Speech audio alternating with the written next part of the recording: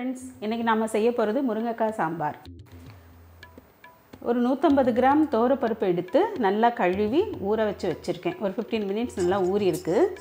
இதுல ஒரு 7-8 பல் பூண்டு சேர்த்துக்கலாம். 1 டீஸ்பூன் ராக் சால்ட் உப்பு, 1 டீஸ்பூன் மஞ்சள் பொடி. சோ இதெல்லாம் சேர்த்துட்டு குக்கர்ல போட்டு நல்லா வேக வச்சு எடுத்துக்கலாம். இப்போ நாம ஒரு pan எடுத்துக்கலாம். அடுப்பு ஆன் பண்ணிக்கலாம். இதுல நம்ம முருங்கைக்காய் சாம்பார் செய்யறதுனால முருங்கைக்காய் 4 எடுத்து இந்த மாதிரி ஒரு 2 இன்ச் அளவுல வெட்டி எடுத்து வச்சிருக்கேன். சோ அதை இதுல போட்டுடலாம். 150 கிராம் சின்ன வெங்காயம் தோல் உரிச்சு சுத்தம் பண்ணி எடுத்து வச்சிருக்கு. சோ அதை இதுல சேர்த்துக்கலாம். 2 தக்காளி ஸ்லைஸ் பண்ணி வச்சிருக்கேன். அதை இது கூட சேர்த்துக்கலாம். கூட இது வேகிறதுக்கு தேவையான அளவு தண்ணி கொஞ்சம் சேர்த்துப்போம். கூடவே நம்ம சாம்பார் பொடி வந்து நான் வீட்லயே தயாரிச்ச சாம்பார் பொடி ஒரு 2 டேபிள் ஸ்பூன் எடுத்து வச்சிருக்கேன். அதை இது கூட சேர்த்துப்போம். இதை நல்லா mix பண்ணி விடுங்க. சோ இப்போ இத ஒரு 10 minutes நல்லா வேக விடலாம். ஒரு மூடி போட்டு வச்சிடுங்க. நல்லா வேகட்டும். இப்போ ஒரு 10 to 15 minutes வரை நாம இந்த காயெல்லாம் வேக வச்சு எடுத்தாச்சு. கூடவே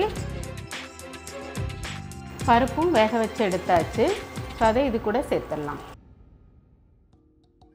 இது கூட நான் ஒரு பெரிய நெல்லிக்காய் அளவு புளி எடுத்து நல்லா கரைச்சி எடுத்து வச்சிருக்கேன்.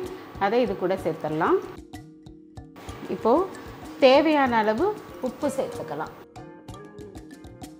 நீ உப்பு காரம் பார்த்துக்கோங்க. பார்த்துட்டு தேவைன்னா கூட கொஞ்சம் சாம்பார் பொடி சேர்த்துக்கலாம். உப்பும் சேர்த்துக்கலாம் உங்க டேஸ்ட் பொறுத்து. இன்னொரு 5 நிமிஷம் திரும்ப வேக விட்டோம். மீடியம் ஃப்ளேம்ல வச்சே வேக விடுங்க. அதுக்குள்ள நம்ம தாளிசத்துக்கு தேவையான பொருட்கள் ரெடி பண்ணிக்கலாம்.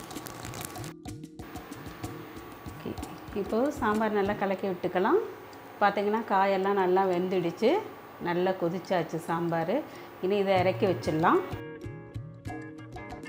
ஸோ அது தாளிசத்துக்கு ஒரு பேன் எடுத்துப்போம். அதில் 1 டேபிள் ஸ்பூன் அளவு எண்ணெய் விட்டுக்கிடுங்க.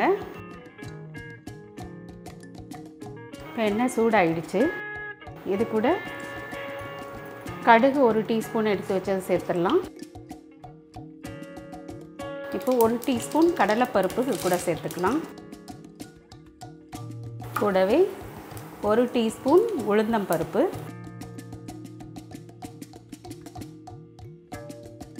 கொஞ்சம் செவந்திரட்டும். நல்லா செவக்க வறுத்தெடுத்துட்டு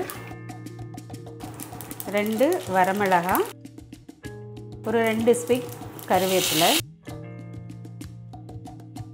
1 பிஞ்ச் பெருங்காயப்பொடி. ஸோ இதெல்லாம் ஆயிடுச்சு. சாம்பாரில் ஊற்றிடலாம். இப்போ நல்ல மணமான சுவையான சாம்பார் ரெடி. சர்விங் பவுலில் மாற்றிக்கலாம் வாங்க.